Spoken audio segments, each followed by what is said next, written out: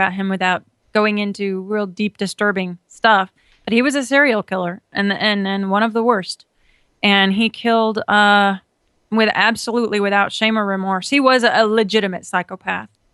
And there's this thread of thought in psychopathology, in the study of psychopathology, where a psychopath does not have the ability to empathize. Mm-hmm. And if you cannot empathize, then you can't care about what anybody else is thinking or feeling besides yourself.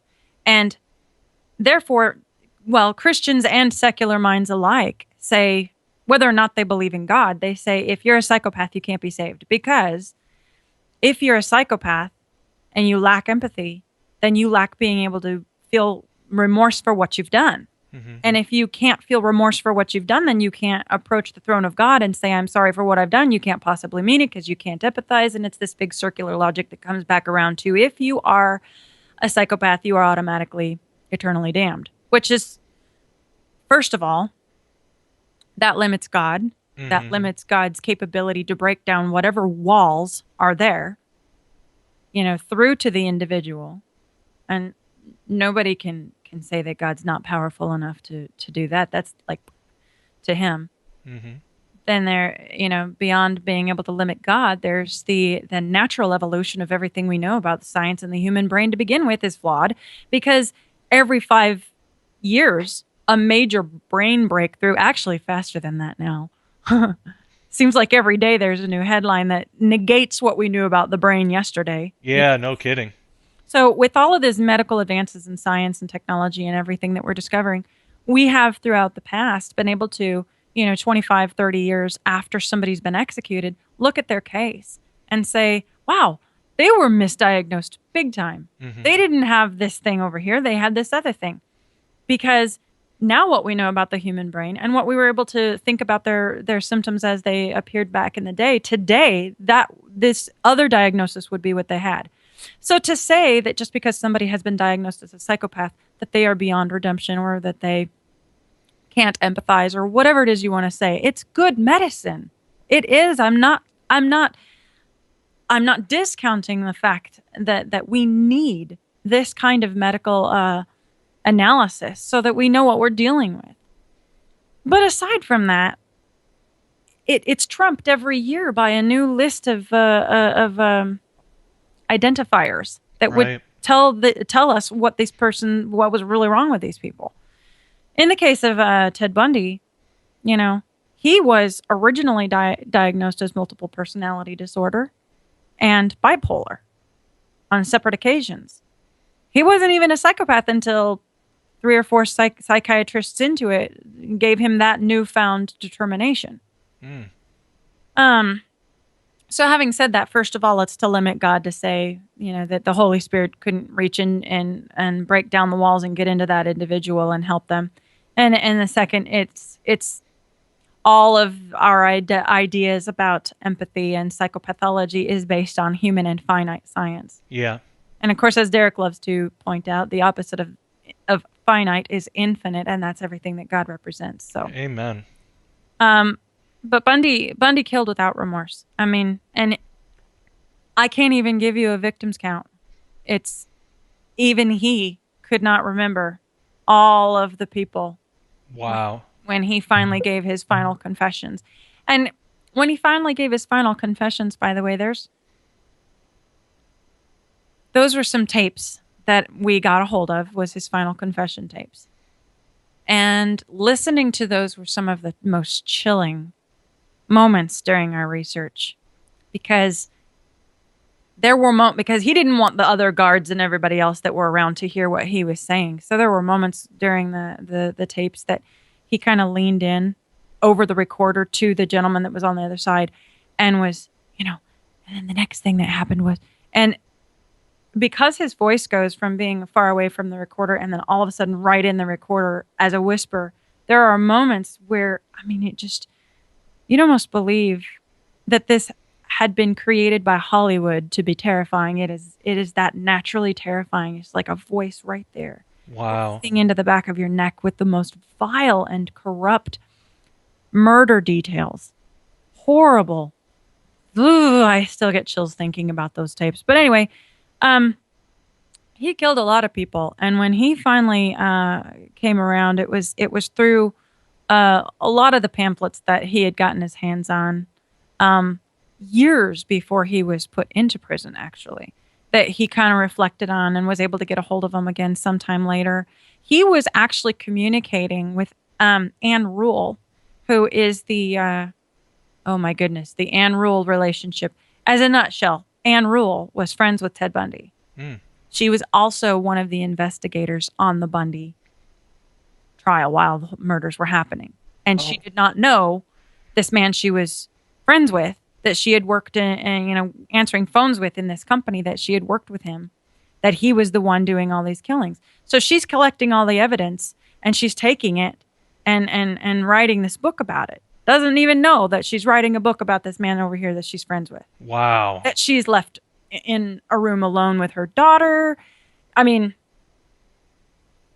I believe there was this chilling moment that happened between Anne Rule and Ted Bundy where she was telling Ted, I'm really afraid that what's going on, I don't want it to hurt my daughter. And it was the way he kind of looked at her and said, nothing's going to happen to your daughter. It was like years later, she was like, oh my gosh, it was him the whole time. Huh. Very weird relationship. Wow. So Stranger Beside Me, the book that is all about the trial and the murder, it's a very black book. I wouldn't suggest it as light reading to anyone, but for research purposes, we read it. It was written by Anne Rule, and it was partially written during the time she was walking alongside him and talking to him about this crazy guy that was killing people. When he was incarcerated, through he kind of had an outlet to the outside world through her, and she was helping him get a hold of different materials. And at some point, he got a hold of Billy Graham materials. Mm-hmm. He was reading more about the Lord that way. He escaped prison twice, or maybe it was 3 times. I think it was twice, but he escaped prison on a couple of different occasions. Wow. And he just kept trying to get away. And he was one that up until the very, very end was still saying, I'm an innocent man. I didn't do it. I didn't do it. I didn't do it. And so that's why he's one of the names that a lot of people struggle with believing that he would have ever been anything but a convenient jailhouse religion conversion. Mm-hmm. Just because up until the very, very end, he was saying, I didn't do it. I didn't do it. In fact, in court, when he was representing himself, he was very smug. And the way he was representing himself was almost as if he was the smartest person in the room, and all these victims' families just kind of needed to go home and figure out who the real perp was. I mean, that's not what he said, but that was the attitude that he had. You know, you have entered my courtroom. I'm the bigwig here. I'm the innocent man. What gives? It was this air of, so, Wow. a very vile man, Mm-hmm. the vilest of men. And at the very, very end, he crumbled, and he called for a personal meeting with Billy Graham. Billy Graham dropped everything. He flew out to the prison, and he said, what you got on your mind? And they did some talking. About an hour worth of that interview was filmed, and it has been distributed by the Billy Graham Ministries ever since as the final interview with Ted Bundy, because right after it was, I believe it was that same day, if not, it was within the early hours of the following morning that he was executed by electric chair. Wow. So Billy Graham was one of the last people that got to talk to him, and he just started lacing it out and saying, here's what happened. I was a porn addict, and then being a porn addict led to all these other things. There was this whole weird childhood thing where he found out that his sister was really his mother because she had had weird relations with the dad that she didn't have any control over. This whole thing messed with his head, and it put him into a weird place where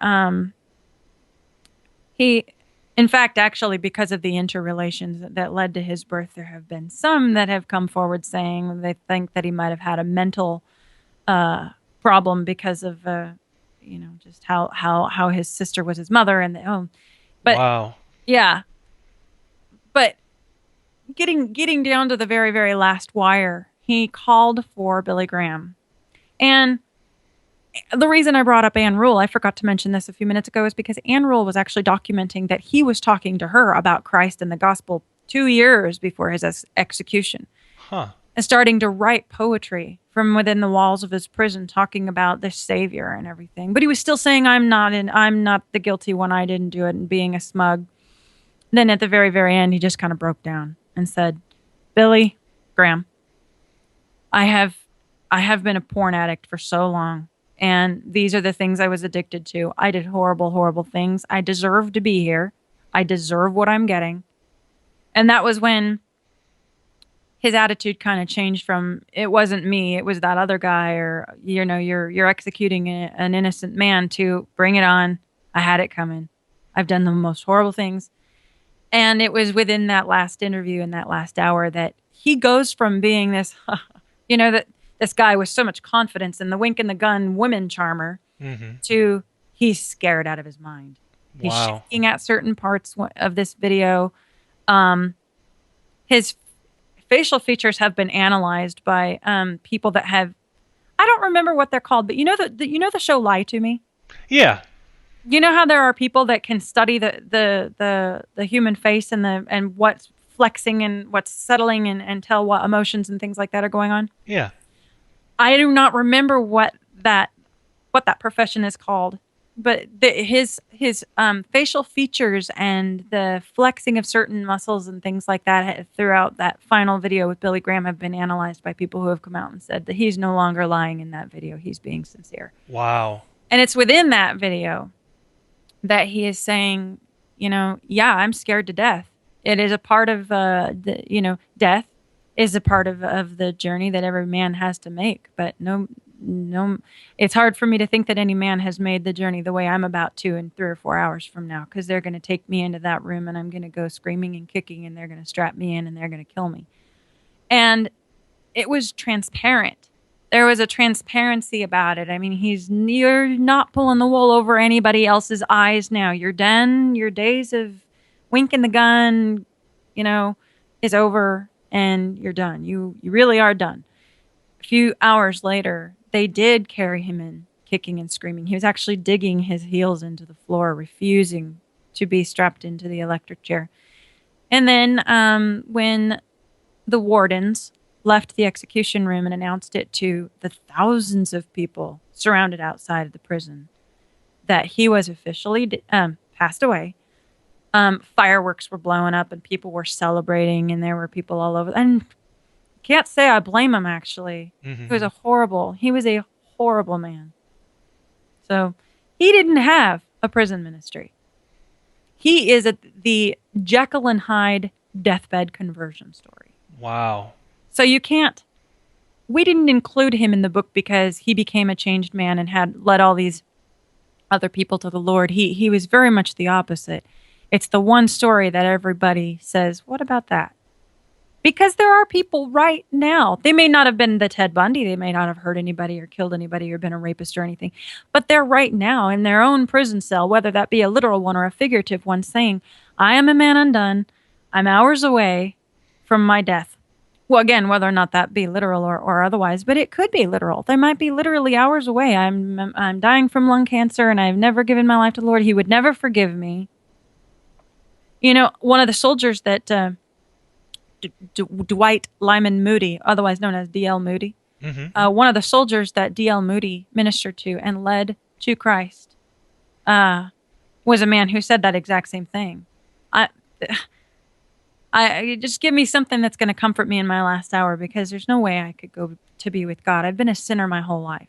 This is one of the soldiers of the American Civil War. And Moody said that same thing. He's like, no, it doesn't matter whether or not you gave your life to Christ 20 years ago or if it's your last hour, that the grace extends to you in the same way. Yeah.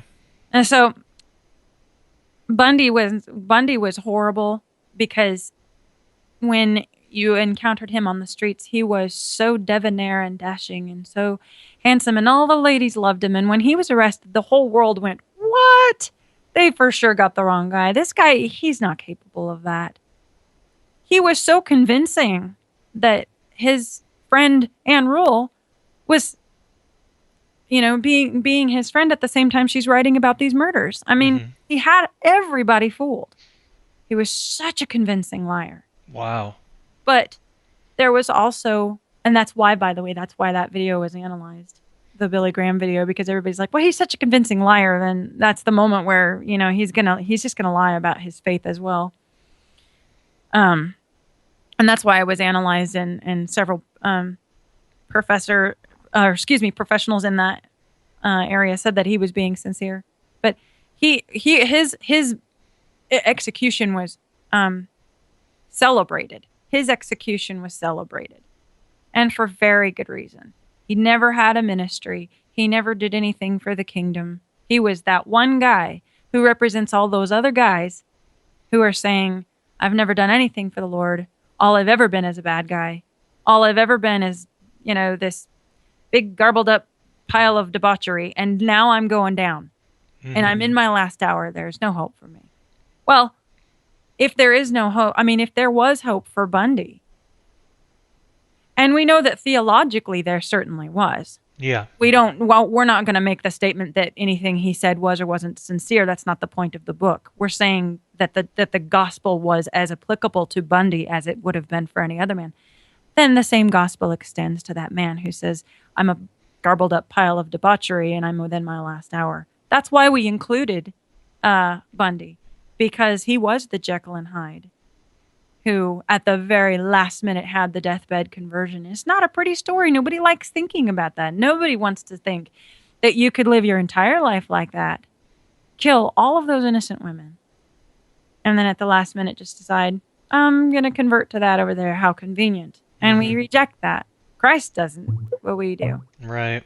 Yeah, it's amazing. It really makes you think. The last one that we'll talk about before viewer questions is maybe one of the most infamous, Jeffrey Dahmer, Milwaukee Monster, Milwaukee Cannibal. What can you tell us about him? He nobody's exactly sure why he didn't connect. He's a little bit more mysterious in that he almost never talked. Mm-hmm. At all. He was almost completely a silent person. And his story is so interesting.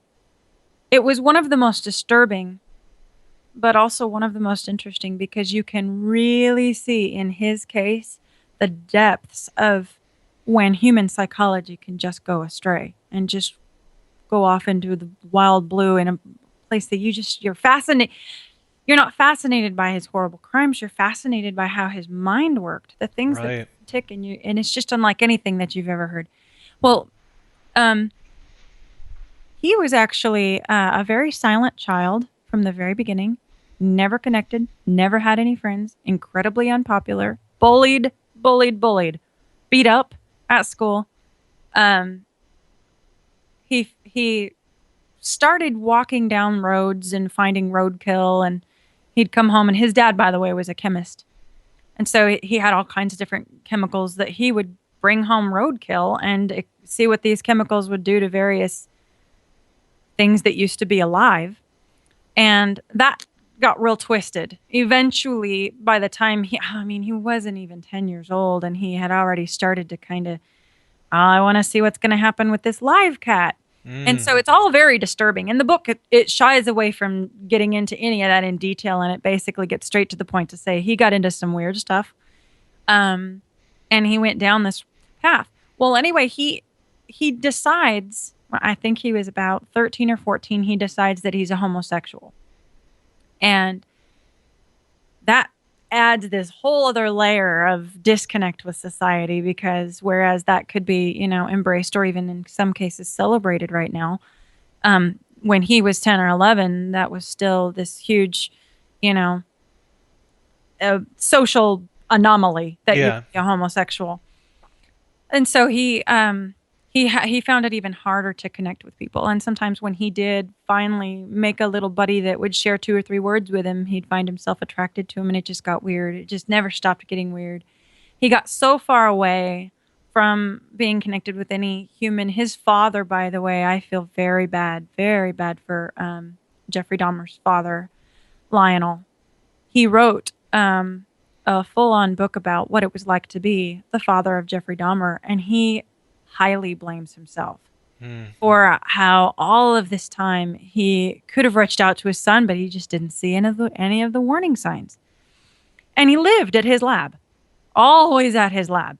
That's another thing, is that Lionel and his first wife had such a horrible, horrible relationship at home that the connection, that the family connection that Jeffrey Dahmer had, was also highly based on mom and dad are yelling again, Oh wow. yelling again, and so much of his childhood was just, what are they fighting about now? And so he goes on. He ended up, the first murder was one of those things where you can't actually call it an accident, because he did reach out and strike the person. Hmm. Um, so it's definitely, it's not an accident, and he is still guilty for it. But it was an impulse. He had this gentleman over, and this other gentleman was also a homosexual, and he just was trying to be his friend and learned how to, have a friend or whatever. And this guy decides he's kind of getting weirded out by him, and he just wants to get up and leave. And when that happened, he's like, "No, stay." And he would do anything to keep him to stay there, because he doesn't have anybody to visit with. And he ended up grabbing this. Oh, sorry. What do you call those? Like a dumbbell? A dumbbell. Okay. Sorry. I exercise all the time. No, I don't. Neither do I. That's totally fine. He he he grabs a dumbbell, and he kind of hit the guy to get the guy to stay. And it was one of those deals where immediately the "what have I done" kicked in Wow. for him.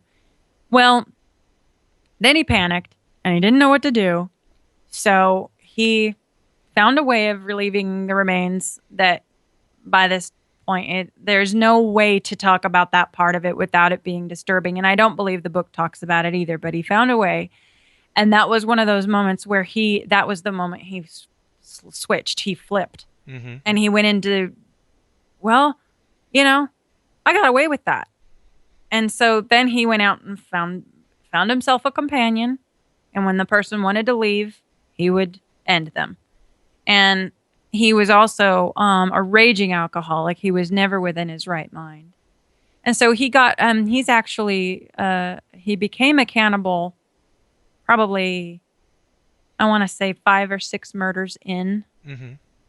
I mean, it's been a while since I've read the specifics on that case, but it was definitely not the first. It was several. It just got worse and worse. And all the while, he is messing with weird chemicals and doing things that are really weird, to roadkill and various things, just to watch with fascination the science behind chemicals that dissolve and how things go down. It's very disturbing and horrible. So his story just gets worse and worse. And boy, what a challenging thing to write that without getting into all the specifics. Oh, I bet. But he eventually he gets arrested, and there was his was such a famous arrest, because what they found at his apartment was like boogeyman levels of unreal. And so he gets arrested, and the man who is sitting there interviewing him in the interrogation room, he says, I don't remember exactly what it was. He says, but basically he's like, "Hey, what's going on? You need to tell me what it is that's going on, because they found some creepy stuff in your apartment." And he's like, and Jeffrey Dahmer says, "They're in my apartment right now." And he's like, "Yeah." And he's like, so then the police officer says, "So you need to tell me what's going on. You better start confessing." And he says, Jeffrey Dahmer says something along the lines of, "I'm about to make you famous." Mm. And he did. That man became a famous, I mean, everybody wanted to talk to that man. But that was one of the first time he had spoken in years and years. So part of what helped Jeffrey Dahmer break out of this constant quiet shell. I mean, you can even see it in his walk. It is weird. He walks almost like a wooden soldier. Mm-hmm. In early film footage of his life. You'd almost think that he had, a bone problem or something. I mean, he literally physically walks like a little wooden soldier, like he's just stiff and weird everywhere he goes. And even the way he turns his body is very mechanical, something unusual. And I would say, he was acting silly in that one video, except it kind of applies to several others. And the later he gets on in his teens, the worse it gets. Wow. then after he gets put in prison, and he's like, you know what, I got nothing to lose. You're already in my apartment. You're going to find out really soon what I've been doing. He tells him everything, and he doesn't hold anything back. In that regard, he's very different from Bundy, Mm-hmm. because Bundy still kept trying to, wink and gun his way through. And the night that Dahmer was arrested, immediately everything came out. And so he admitted to everything. He had absolutely no problem telling people exactly what he had done, no matter how horrible it was. And he just continued to tell the people, look, I don't know why I'm evil, but I am evil. I'll tell you to your face, I'm evil. Mm. And something weird happened around this time. His body, even all the way down to physically, started to kind of relax. It was almost like he had so much pent up secrecy and so much pent up anxiety, and he had never been able to get that out of his system, that when he was finally given the opportunity to open his mouth and exert what was going on inside, that he finally went, ah. Oh. Mm. And that happened spiritually later on. But at first, it was just, finally, I don't have to pretend anymore that I'm not this crazy evil person. And by the way, he was not happy. Some people want to think of him as this boogeyman that was getting all this pleasure out of what he was doing. He was so sick. And the things that he was doing partly because he was seeking a thrill. But he never found it. He was not happy doing what he was doing. He was doing what he was doing because he was wanting to find anything that made him feel alive. And there is no excuse. Oh, he's the worst case. But he was a very different person than Bundy by the time he was arrested. He just said, man, hit me with your best shot. Fire away. I'll tell you whatever you want to know. And after that, he started reading the scripture because he got his hands on the Bible in prison. And he reached out to Roy Ratcliffe, who was a minister in the local area. And he said, hey, I'm looking to be baptized. Actually, Roy Ratcliffe was contacted by a fellow associate minister, not by Jeffrey Dahmer himself, because this other minister, he was kind of out of that prison jurisdiction. And he had heard that he was looking for a prison chaplain to come and work with him and baptize him or whatever. And Roy Ratcliffe, his brain kind of hit the floor, and he's like, there's no way this could be real. Mm-hmm. So I'm going to go and meet this guy first and just see, what in the world? And he even noticed it. He went in there and he's like, I rarely see that level of intelligence. This was a very intelligent young man. And he knew exactly what he wanted, which was to be baptized and converted into Christianity. And he knew exactly what it was that had led him to where he was. So he never had the same kind of conversion moment where, I'm going to get on my knees before God and I'm going to cry and my heart is breaking. But he also was never a man like any person I've ever studied or looked at either, in that he, from the very beginning, like I said, he was the little wooden soldier boy who never spoke. Mm-hmm. Never spoke. And even his father, in the book, he said, he'd come home from school and his teachers would say, I'm really worried about your son because he never talks. In high school, he went through this one day where he thought he was going to be a funny guy. And I don't remember how it started, but he cracked a joke or something and somebody latched onto it and thought, oh, that was funny. And he's like, oh, I have a friend I'm liked. Mm-hmm. So he went off the deep end and he put on this show. He took these guys to the mall and drank a whole bunch of beer before he did this. Then went into the mall and started screaming and acting like a lunatic and running around saying a bunch of stuff because it was really hilarious. And whereas at first the kids were all standing there going, oh, check it out. Look what he did. Oh, right away. It was like, oh, this guy's embarrassing. You know what I mean? So yeah. It's what started off as, hey, we're all going to go see this show. This Jeffrey Dahmer guy who never said a word is suddenly going to explode at the mall today. It just turned him into a clown. Mm-hmm. And it actually backfired so bad that even though, he wasn't 100% bullied and hated before, now he was 100% bullied and hated. And it was just horrible. So that was the moment where he closed his mouth again. So he only had that one brief little stint where he ever just opened his mouth and said anything. It was a very, very short time, a couple weeks maybe. And prior to that, he never talked. And after that, he never talked. Wow. And then he was And that, I mean, outside of what is absolutely necessary to function. He might have spoken a job interview to tell him his age, and that was about it. Then he goes and he's in prison and he tells the police officer everything. After that, he becomes a little chatterbox and he starts really opening up and talking and connecting with people, other prisoners and visitors, and just whoever, whenever. He openly spoke on several different camera recorded interviews. Excuse me. One of which had his father right next to him, where he came out and said, yes, this is what I did to this person. This is what I did to this person. And it's not that he's talking without remorse, but you can see that there is still an emotional disconnect. Like he just doesn't, he never did have, he never became normal ever. Mm-hmm. But the closest to normal he ever became was after he made friends with Roy Ratcliffe. Roy Ratcliffe went out there and started talking to him and praying with him and ministering to him, and realized, you know, this man is socially very immature. Mm-hmm. And you can see that he's never spoken or interacted with people. On the other hand, he's incredibly intelligent. His mind is a completely different world away from the average. And so he really went to him a lot and mentored him and ministered to him and became his friend. And Roy Ratcliffe was the first friend, real friend, that Jeffrey Dahmer ever had in his life. And that turned into a pretty radical conversion story. He ended up getting baptized and wanted to run around telling everybody about Christ. Ironically, it was a man who called himself Christ. His name was Chris, and he was in prison, and he called himself Christ, who murdered Jeffrey Dahmer with a dumbbell. Mm. So it was kind of this circular irony.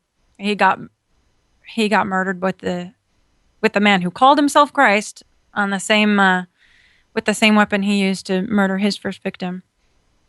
Wow. So he never had a big prison ministry. I mean, it's likely that it would have gone that direction if he would have stuck around. But you know what is in the back of my mind? Mm-hmm. Not to be the bearer of weirdness here, but somewhere in the back of my mind, I also think that had he have stuck around, he was so sick that had he have stuck around, I think that if given enough time, he might have not that he would have been able to get away with a whole lot in prison anyway, but I don't know that he would have maintained that level of fervor for the gospel. And so he was taken in a violent way, in the same way he killed his first victim. He was taken while he was on fire for Christ. So it's kind of, but what do you do with that? I mean, that's a very weird story. He was a fascinating individual to research. Very disturbing also, but fascinating because he really goes into the facets of, well, I don't understand what I'm looking at. Mm-hmm. Who am I listening to? With Bundy, he was that way in the same way that you could think, boy, how can you be that slick? How can you kill somebody last night and then today show up, Johnny on the spot with your tie in the right place? And you got everybody around you. You are so Jekyll and Hyde that I can't even fathom how you exist. Yeah. But at the end of the day, he was a very convincing liar. Mm-hmm. Then you have Jeffrey, and you're like, he's in a whole completely different category of crazy. You can't even describe him. I mean, the weird little toy soldier boy who never talked, and then he goes crazy at them all. And his story is so fascinating. That's a side note, neither here nor there, but man, fascinating. Mm-hmm. Yeah, it's amazing these different stories, and you never really hear the redemption side of it unless you actually look into it and research it. And I think that's what's so cool about this book is that no one has to be beyond that. If you have time, we had some viewer questions sent in. If you want, we can get into those. Sound good? Yeah. Okay. For the audience, if you would like the chance to send in questions to future guests, you can go to Facebook and search for the Sharpening Report Facebook group. And then every time that I have a guest on, I will post something, saying who the guest is, what the topic is, and give you the chance to send in questions of your own. This week I had a lot going on, so unfortunately people only had a couple hours advance advance notice before I posted anything. But luckily we did get somebody who sent in five, I think, really good questions that I believe would a lot of people would have these questions. So I figure we can run through these. And but again, for the audience, the Sharpening Report Facebook group on Facebook. If you have a hard time finding it, just go to sharpeningreport.com and you'll find a link there. So actually, the viewer that sent these in, it's all the same viewer. Her name is Melissa, and she has five. I think they're excellent questions. The first one is, what was? Oh, and I should mention too. She made special note that she read the book, absolutely loves it, and so that's good too. Her first question was, what was your favorite redemption story from the book? As a woman, my favorite was Carla Faye Tucker because um, I was so touched by how much of a person's personal identity could be basically sold into prostitution, and the um, the fact that she was always reaching and never found. And then when she, not just by Christ, primarily by Christ, but when reached out to by Ron Carlson, the little brother of her central victim, reached out to her, no romantic interest, nothing weird, just hi, I forgive you. You killed my sister, and I forgive you, and I'm going to be your best friend now. And the day you get executed, I'm going to be in the room that is, reserved for your family as your brother.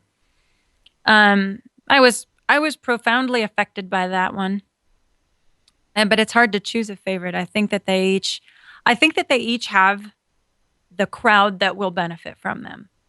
So for people who are a man undone and they're sitting there saying there's no hope for me, and hey, look, I'm dying, or I'm going down, or oh my gosh, I'm at the lowest I could ever possibly be. There's the Jekyll and Hyde deathbed conversion story of Ted Bundy. For the person who never, even after they were incarcerated, ever connected with anyone and feels like the social reject that doesn't that nobody understands them. There's the Jeffrey Dahmer, and then I mean, and on and on and on. For It's almost like choosing which one is my favorite story of redemption. It's like that depends on who I'm talking to. I will say I was most profoundly affected by Jeffrey Dahmer, though, Mm-hmm. because his personality and his story was so bizarre that I was so fascinated trying to study his brain and how it worked and what in the world was going on. By the way, after he died, they for a time kept his brain and studied it for science. Oh wow. Yeah. Um, but I was so fascinated by trying to understand him and have the depth of his wickedness. Then when I got to reading about how much he finally connected with the very first person who ever actually cared about his soul. I know, blah blah blah, we're going to go talk to the cannibal. But at the end of the day, blah blah blah. He's a person. He has a heart and he has a soul, and Jesus died for him just as much as he did for me, Roy Ratcliffe, this minister over in this small little town church. And his theology, by the way, Roy Ratcliffe's theology is so simple. Jesus died for him, and Jesus died for me, and he died for you. Boom. Wow. And it didn't need to be any deeper than that. I mean, Tom and I went in and broke down a lot of the depth of it and got into the discussion of it, just because there's going to be a lot of people who find it fascinating the same that we did. But at the end of the day, no matter how much we talk about it and no matter what Tom has to say and what I have to say, Roy Ratcliffe is right. Jesus died for you. Jesus died for me. Jesus died for him. Amen. And so the gospel is just it's so simple. And I don't know. It's hard to choose a favorite. It depends on the audience that day. Yeah. Well, that makes sense. That's amazing. Which one was the hardest to take in, like emotionally? What was the hardest to process? Jeffrey Dahmer. Jeffrey Dahmer was the most disturbing thing I've ever read about. It was the hardest to process for reasons that are literally so disturbing I can't even say them right now. And the book doesn't say them either. Yeah. Fair enough. What were your expectations before starting the writing of the book? My expectations were, um, here is Tom is asking me to get into, the writing of this book regarding all of these killers. I'm sure there's going to be a crime scene or two that unsolicitedly will show up on my computer screen. I knew that what I was getting into. Mm-hmm. I knew very well what I was getting into. Um, there's no possible way I could have known what I was getting into, if that makes sense. Yeah. Because I knew what I was agreeing to. That's what I should say. I knew what I was agreeing to, but there is no way I could have possibly known how deep and how disturbing it was going to be. There were moments I was afraid of the dark, just like Mm-hmm. a child would be. I had attended a friend of mine had some face soap social thing, whatever. And I went to her house and I was right in the middle of the Son of Sam, David Berkowitz research. And my car, because she had so many people on the street that had come to her social, my car was parked down the road. And when I got there, the sun was out and it was great. By the time it ended, I went out and there's like a lonely little street lamp down the road a ways, and I had to walk a couple blocks to get back to my car. And I'm standing there going, okay, David Berkowitz is in jail. David Berkowitz is in jail, because I was actually scared to walk to my car. I was that disturbed. And Wow. so here I was. I even said this in the conclusion of the book. Here I was telling my 4-year-old, there's nothing in your closet. And yet I couldn't walk to my own car. I was scared. I really, I was very disturbed. There was a lot of nights that what was going on up here was really dark. And in fact, not that I ever struggled with my faith in the gospel, but I struggled with my faith in people a lot. Oh, I Because bet. when you immerse yourself in that and all you study for a good 6 months straight is the most horrible, disturbing human realities and the most messed up human minds, there were moments where I'm like, Christ, why? Why for us? Yeah. Blah. Like, I wouldn't have. Of course, that's why, right? But I mean, it's you get very immersed in the depravity of what humans are capable of, and you think, I don't know, why did I even have kids? Mm-hmm. Why why did I have kids? Why did I bring kids into this world? And the world is such a horrible place. So you go through that. I went through a really, really dark period, and I had to just keep telling. In fact, every day when I'd get into my job, I would bow my head and even audibly, which a lot of times I pray in my head when I'm praying at work. This was audible. I'd bow my head and I would just pray, God, protect my mind today. I know you probably cannot protect me from some, horrible image popping up on my computer, because that's good. It's bound to happen if you're looking into the kind of stuff that I'm looking into. But protect my mind and shield me from, whatever I'm about to get into today, and help me get past it, and help me to keep my faith strong. And I probably prayed more during the writing of that book than of any other, and for good reason. Wow. I needed his protection, and he knew what I was capable of getting through. And he let me get all the way up to the moment where I was like, I can't take it anymore. And then I would have a day where, okay, today it's going to be easier, because today we're focusing on the baptism of Jeffrey Dahmer instead of the whatever else Jeffrey Dahmer did, kind of a thing. Yeah, that makes a lot of sense. I think it would be the same for anybody in that situation. So, totally understandable. What did you want to get out of writing this book? What did I personally want to get out of it? Yeah. Um, okay, just to confirm, the question is not what do I want the reader to get out of it? I think what was your, and I'm just trying to interpret this because there wasn't any additional explanation, but I think what she means is when you were um, deciding to write this, what were you hoping to like come away from it personally? Um, the last question I'm going to ask you is what you want the reader to get out of it, but what about you personally? Yeah, well, what I wanted to get out of it and what I got out of it are two very different lists. Originally, when Tom came to me and said, will you do this? What I wanted to get out of it was, okay, yeah, let's go help Tom. Right. He wants somebody to research this, and I can do it, so I'm going to help him, and hopefully it'll help people. Hmm. What I ended up getting out of it after I had completed the project was my faith, not in people, but in Christ's extension of redemption to even the worst of sinners, was so profoundly affected that it has also affected the way that I have communicated with people. Um, as an example, I was at church one morning, and there was this little kid that was really hard, difficult to communicate with, very hyper. And I kind of didn't know how to connect with him. And I'm sitting there going, this kid's kind of making me nervous. You know Hmm. what I mean? Not to be judgmental, but he was so hyper and just so I didn't know how to communicate with him at all. And so it was within my first sense to say, um, I'm just gonna kind of put a wall up and go stand over there and hope that somebody else figures it out. And I ended up not doing it. And I don't have this big testimonial about how we're the best of friends now or anything like that. But there was this moment where it kind of switched in and I said, Jeffrey Dahmer had the same problem. Right. And Susan Atkins had the same problem. And Tex Watson had the same problem. There were a lot of people that kind of went, they're difficult to talk to. So I'm just going to go over there. So despite myself, I decided to talk to this kid and to just kind of see what was up and where did he live and what was his family like. And we talked for a little bit and he kind of calmed down. And there isn't this big miracle story that follows, except that was the moment where the miracle happened in me, because I walked away from that day going, before Redeemed Unredeemable, I would have put my walls up. Not that I didn't want to like the child, but I didn't know how to connect with him, and that's for somebody else to connect with him, Yeah. right?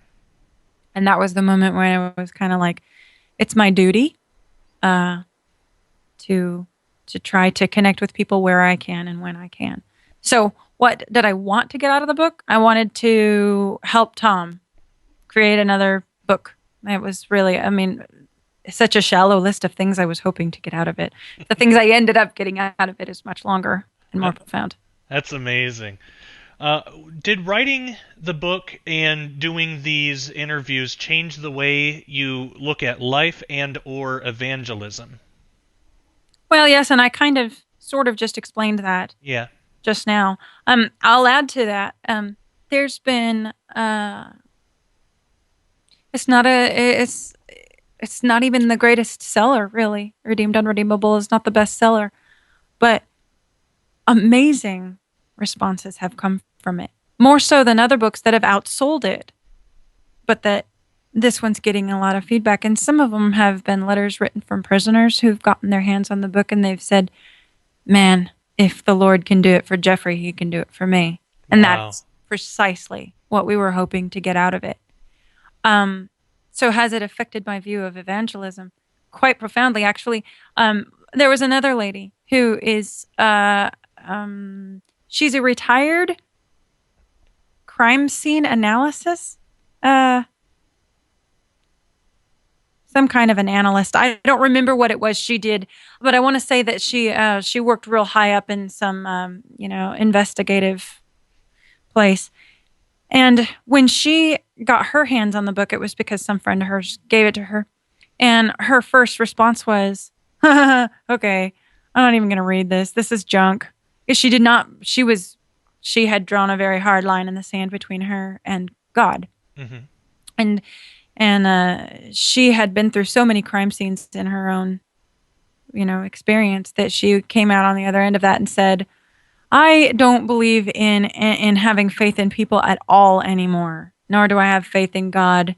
This world is just a horrible place to live, and that's all there is to it. Hmm. And I guess we'll figure out what's on the other side when I get there.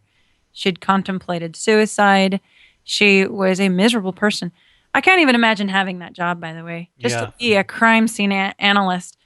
But anyway, she made herself continue she kept it in her kitchen and kind of scooted it around and kind of kept ignoring it and wouldn't let herself get rid of the book for some reason. She just was fascinated by the idea that somebody would write about that. What a bold thing to do. And so she eventually picked it up, and from one to the next, she just kind of kept turning the pages, didn't know why she wouldn't stop reading it, and scoffing at it the whole way through. Whatever. This is the biggest, load of malarkey and blah, blah, blah, and scoffing at it and scoffing at it. And she gets to David Berkowitz. And I don't remember now because it's been couple of years since I read her email, but she kind of went down this brief list of things that her and David Berkowitz have in common. And she said, it was like reading my own biography, Wow. except he took this path and I became the analyst. And she's like, very easily, because of my interest in the paranormal and my fascination with the fragility of human life. Whereas he went down this path of killing. I went down this path of studying killing. But we are so similar, and we could have easily been the same person.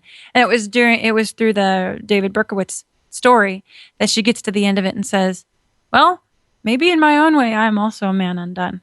And no, her email didn't end with this big, I've now said the sinner's prayer and I'm back in church or anything like that. But she was emailing us to let us know, I decided to pick my Bible up again. And it's the first time in decades I've considered that. And it's because of what you've done. And wherever God decides to take that, we pray all the time for her. I pray for her. Every time I think of her, every time I think of that woman, I pray for her. But that's the same thing that I hope that the readers take away from it. The prisoners are writing in. And my whole view of the gospel and the evangelism, who would have thought that you would reach people by telling the conversion stories of serial killers and murderers and pickaxe killers and parent killers? But if we're hoping to be fishers of men, then we're not going to be squeamish about handling the fish and whatever. I was going somewhere with that parallel. It didn't work out, but what I'm saying is, if we're going to be fishers of men, we need to be ready to fish. Amen. I couldn't agree with you more. Well, for the audience, that is the end of viewer questions. And again, if you want the chance to send in questions to future guests, join the Facebook group called The Sharpening Report. And if you have trouble finding it, go to sharpeningreport.com, and there is a link in the sidebar. Wow. Well, if people want to find out more about you or order your book, where can they go? www.skywatchtvstore.com is where the book can be purchased. I don't have a personal website. I've just never gone that direction. So I'm not really sure what else to say. Sorry. Oh, that's fine. That's fair enough. And yeah, it's easy enough to remember. So if you had to wrap up, I know we talked about a lot of different things, but if you had to wrap up this entire interview in a final thought, what would you want the audience most to take away from our discussion? In one final summation, I would say that when you're in the emergency room, consider the man who's bleeding before you consider your flared up tennis elbow. Consider that as a Christian, you need to, when you see the worst of sinners among you, those are the ones that need the physician the most. Amen. That's a great thought to end on, and I couldn't agree with you more. Well, this has been such a fantastic discussion. Thank you so much for coming on the show and talking about your book with Tom. It's phenomenal. We'll definitely have to do this again sometime.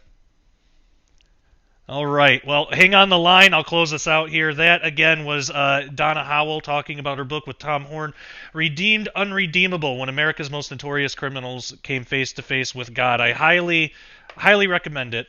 There's a wealth of information here that I believe can help us all in our day-to-day walk with the Lord and just even our fellow man. If you would like to find more episodes of The Sharpening Report, you can do so at sharpeningreport.com and my YouTube channel, youtube.com / now that I have been corrected as to what the difference between those are, youtube.com / Josh Peck Disclosure. And make sure to subscribe and share. Also, if you care to help support The Sharpening Report, you can do so at sharpeningreport.com / donation. Or donate, actually. sharpeningreport.com / donate. Or just go to sharpeningreport.com and click on donate. That's probably the easiest way to do it. Your donations go to the everyday running of the Sharpening Report and help bring you more episodes as well as books and other materials. And as I do in every episode, I'll say please only donate if you feel God leading you to do so. If you're not sure or if you don't feel led, it's not an obligation. You can always pray for us. We can always use more prayer. We're not 501c3, not that we're against that at all. We're just not. So your donations are not tax deductible, and I'm never going to be the kind of person that will promise extra blessings from God or a miraculous tenfold return on your money or anything like that. We're not in the business of making promises for God, but what I can promise is that your help, be it prayer or financial, is greatly appreciated. It keeps us going and is the only reason we're able to continue doing what we do. All that being said, I want to thank you all for joining us tonight on the Sharpening Report. Thank you so much. I am your host, Josh Peck, and as always, take care and God bless.